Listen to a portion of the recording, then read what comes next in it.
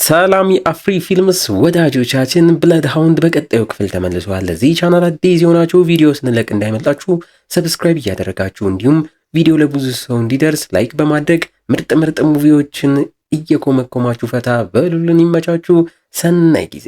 በባለፈው ክፍል በብለድ ሃውንድስ ሚስተር ቻው ከቡድኑ ጋም ሆኖ ድሮ አጉል አድርጎ የዘረፈውን ሚዮንጊልን ሊያስወግዱት ሲንቀሳቀሱ ገንዘቡ ያለበት የመጽሐፉ መደብርም ቦታም ገብተው ገንዘቡን እያሸሹ የነበሩትና ሂዩጁንጋም የሚዮንጊል ሰዎችም ደርሰውባቸው በመኪናም ሲከተሏቸውና እነሱም የቻሉትን ገንዘብ ይዘው ለማምለጥ ሲታገሉ ሲሞክሩም አይተን ነበር ያቆምነው። በዚህኛውም ክፍል ቀጥለን ሂዩንጁና ውንጂንም የተሸከሙትን ቦርሳም ጥለው ሰዎቹ እንዳይደርሱባቸው የሮጡ ጋንሁ ከፍቶ እየጠበቃቸው ያለው መኪና ውስጥ ገብተው ለጥቂት ከመያዝም ተርፈው ያመልጣሉ።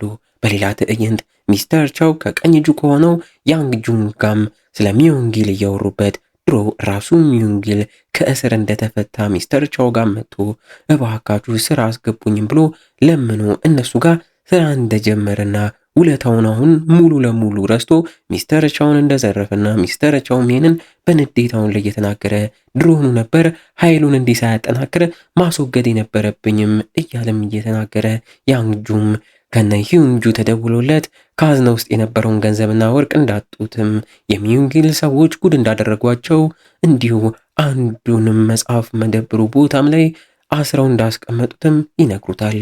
ይህን የሰማው ሚስተር ቻውም እየተደናገጠ ገንዘቡ ይቅር እናንተ ብቻ ደህና ሁኑም እያለም እየተናገረ ድሮ እኔ እንዲህ አንድ ሰራተኛ ሲጎዳ ፖሊሶች እንዳያውቁ በግል የቀጠርኳቸው ሐኪሞችም ነበሩ።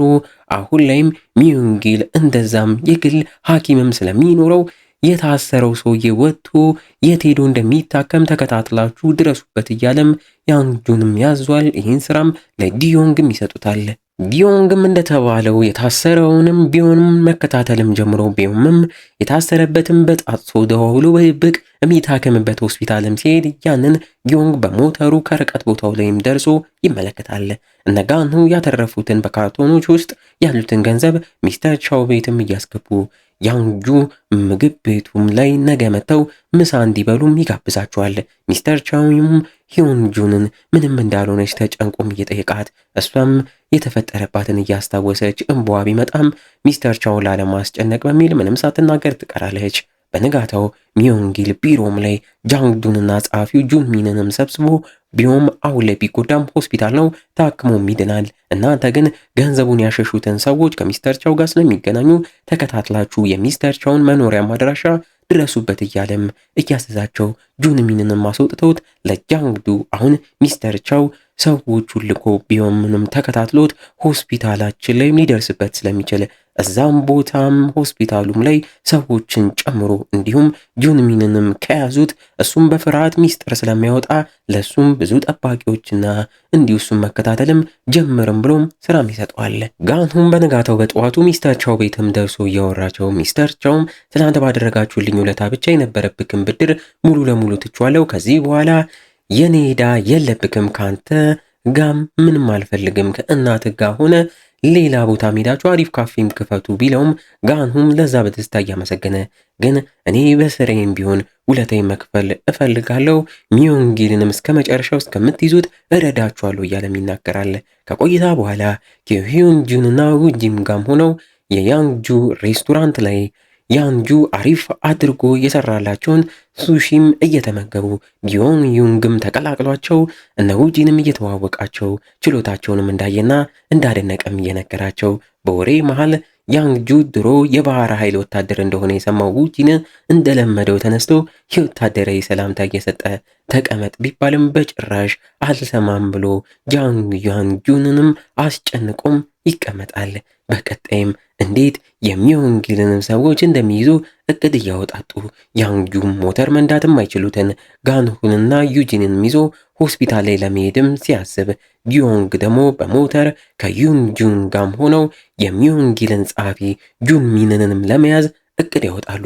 ዲዮንግም ሂዩጁንንም ይዞ ምርጥ ፈጣን ሞተርም ገዝተው እንዴት ጸሐፊው ጁንሚንን በሞተር እየነዱ እንደሚይዙትና እንደሚያስወግዱት ያለማመዳታል።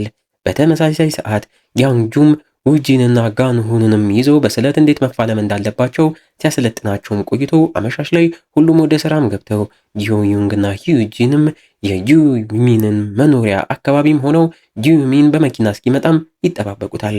ሆስፒታልም ሲታከም የነበረው ቢሆንም በእልህ ተሞልቶ ተሽሎት ታክሞ ሲወጣም እናየዋለን።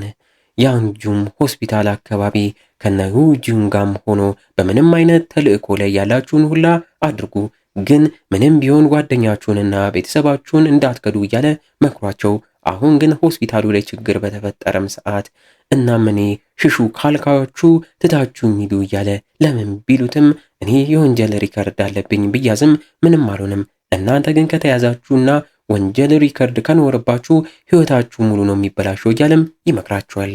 ሂዩንጁና ዱዮንግ ጋም በስተመጨረሻ ጁንሚን በመኪናው ደርሶ ወርዶ ወደ ቤቱም ሲገባ እነሱም ወደ ስራም ገብተው በሚገርም መልኩ ጂዮንግ በፍጥነት ሞተሩን እየነዳ በያዘው ስለት የጁንሚንን አንገትም ሸርክቶ እንዲደማም አድርጎ ጥሎት ሊያመልጥ ሲል ሌሎች ጠባቂዎች ደርሰው በመኪናቸው ገጭተው አውርደውት እየቀጠቀጡ ሊወስዱት ሲቃረቡ ሂዩንጁንም ደርሳ በሞተሯ እሷን በፍጥነት እየነዳች በያዘችው ዱላ እየመታቻቸው ጂዮንሚንግንም ታስለቅቋለች፣ ታተርፏለች። በፍጥነትም በሞተሮቻቸው አካባቢውን ለቀው ያመልጣሉ። ያንጁንጋም እነ ሁጂንንም ይዞ ወደ ሆስፒታሉም ገብተው በሊፍት ጃንግዱንም ሲወጣም ስላዩት በፍጥነት እነሱን በደረጃም እየሮጡ ደርሰውበት ልክ ከሌሎቹ ጋር ሊገባና ሊቀላቀል ሲል መልሰው ታግተውት ለጥቂት በአንዱ የሚዮንጊል ሰውም ሊደረስባቸውም ተቃርቦ ሰውየውንም ያንግዱ መጥቶ ዘሮት እነሱም ጃንግዱን ብቻም አግተው ሆስፒታሉ ለቀው ወጥተው ወደ ዱዮንግ መኖሪያና መስሪያ ቦታም ያመራሉ። ያንንም ለአለቃቸው ሚስተር ቾም ያሳውቃሉ። ሚዮንጊልም ሆስፒታሉ ላይ ሰዎቹን የሚዞም ደርሶ የተፈጠረውን በካሜራ ለማየት እየሞከረ እየተበሳጨ ጸሐፊው ጁንሚን አሁን ላይ እንዳልሞተና በከፍተኛ ጉዳት ሕክምናም ላይ እንዳለ ግን እንዳልነቃም ተነግሮት ሰዎቹ ማን እንደሆኑ አጣሩልኝ እያለም በንዴት ያዛል።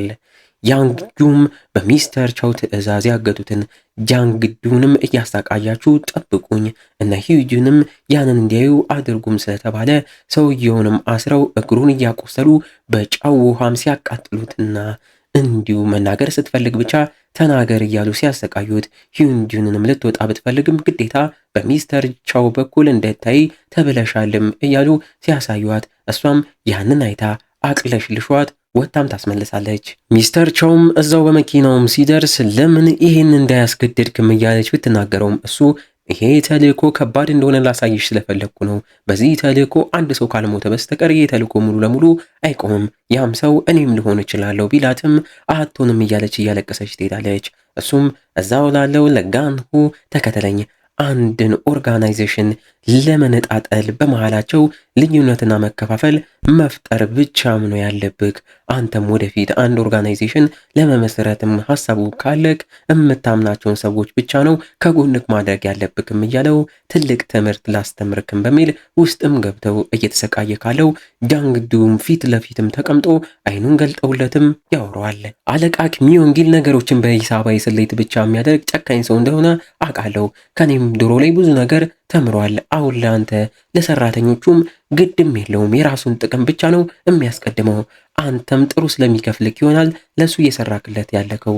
ግን እኔ ዛሬ ላይ ለሱ ከአንተ ፎቶ ጋር አያይዤ እንዳለ ሚስጥርክን በአንተ ሳቢያ የተገደሉ ሰዎች ያሉበትን ሬሳ ያሉበትንም ቦታ ሁላም ነግሮኛልም ብለው ከአንተ ይበልጥ እኔ ስለሚያምነኝ ያንተንም መሞት ስለሚፈልግ ሰዎቹን ልኮ አፈላልጎ ወዲያው ነው የሚያስገድልክ፣ ያንን እወቅም እያለም በዛም ያስፈራረዋል። ይህን የሰማው ጃንግዱም ነገሩ እውነት እንደሆነ ውስጡ ስለነገረው በንዴት ምን ይሻለኛል በሚል ግደሉኝ፣ ለምን አልሞትም እያለም ይጮሃል። ሚስተር ቻውም በጥፊ እያጮለ ራስህን አረጋጋና ሁሉንም ነገር ንገረኝ፣ ካልሆነ መሞትክ አይቀርም። እኔ ሙሉ ሚስጥሩን ከነገርከኝና ካመንኩክ ጠቀም ያለ እንደ አዲስ ህይወትክን የምትጀምርበት ገንዘብ ልሰጥክና እንዲሁም የወንጌል ሰምቶት ራሱ የማያውቀው ሀገር ልልክክም እችላለሁ። እዛም በሰላም ሄደክ ትኖራለክ። ይህን ነገርም ለእኔ ላላረክ እኔ እድሉን ባልሰጥክም አንተም ቀድመክ ማድረግክ ስለማይቀር ቶሎ ወስንና ተናገርም እያለው ጃንግዱም ትንሽ ነገሩን አስቡበት የሚያውቀውን ሚስጥሩ ሁላ ለመናገር ይስማማል። በለው። የመጀመሪያም ጥያቄ ለስንት ዓመት ለሚዮንጊል ሰራክም ሲሆን 5 ዓመት ሰርቼ ያለሁም ብሎ መልሶ ስራክ ምንድነውም ሲባል ለሚዮንጊል ህገወጥ ስራዎች በፖሊሶች እንዳይገኝ ከፖሊሶች አይን ማራቅ ነውም እያለ በቅርብ ሚዮንጊል እቅዱና ስራው ምንድነውም ሲባል የሱም ስራ አንድ ህንፃ ላይ ሆቴልም መገንባትና በባለ ሀብቱ ሚስተር ሆንግም እንዲሁ አስፈራርቶ ራቁት ቪዲዮም ቀርጾ ይዞበት በዛም አድርጎ ሙሉ ሆቴሉንም ይዞ ከዛም ከሆቴሉም ባሻገር ቁማር ቦታዎችን ለመክፈት እንዳሰበና ሚዮንጊልም ሰዎችንም የሚያስፈራራው በደካማ ጎናቸው በቪዲዮም እየያዘ እንደሆነ ቪዲዮውንም የሚይዝበት ሃርድ ድራይቭም መኝታ ቤቱም ያለ በራሱ ብቻ የሚከፈት ካዝና ውስጥ ነው የሚያስቀምጠው። የሆነ ችግር ተፈጥሮ ቪዲዮቹ እንደ መረጃ ሊያዙበት እንደሆነም ከተሰማው በስልኩ አንዴ ብቻ ነክቶ ሙሉ መረጃውንም ማጥፋት ይችላልም። አሁን ለሱም የሆኑ ሰዎችንም የሚያቀርብለት ሚስተር ጃንግ የተባለም ጠባቂም እንዳለው ይህም ሰው የኤምኤምኤ ተፋላሚ እንደነበረ በድብድብ ላይም ሰው ለመግደል ሞክሮ ነው ይህም ሰው ከውድድሩ የተቀነሰውም እያለም ይናገራል። እነሱም የሚናገረውን ሁላ በስልክ ሪከርድ ያደርጉታል። ጃንግዱም ቀጥሎ ሚዮንጊል ከ3 ዓመት በፊት ሰክሮ አንድ ሰውን ገሎም ነበር። ወዲያው ሚስተር ጃንግን ጠርቶ ሚስተር ጃንግ ሰዎቹ ጋም ቦታው ላይም በፍጥነት ደርሶ ወዴት እንደሆነ አላቅም ሬሳውንም ወስደው አስወገዱት። እናም ይህን ካየው በኋላ እነዚህ ሰዎች ይህን ነገር በተደጋጋሚም እንዳደረጉት ተረዳውም እያለ ሚስተር ቻውማው ላይ ሙሉ ለሙሉ አምኖት ከዚህ በኋላ ሕክምና እንድታገኝ አድርገን በሌላ መታወቂያና ስም ከሀገር እንድትወጣ እናደርጋለን። እስከዛ ግን ማንንም እንዳታናግር እያለው ሚዮንጊል የሚያጠራቅመው ወርቅስ የት እንደሚያስቀምጥ ታውቃለህ ወይም ይለዋል።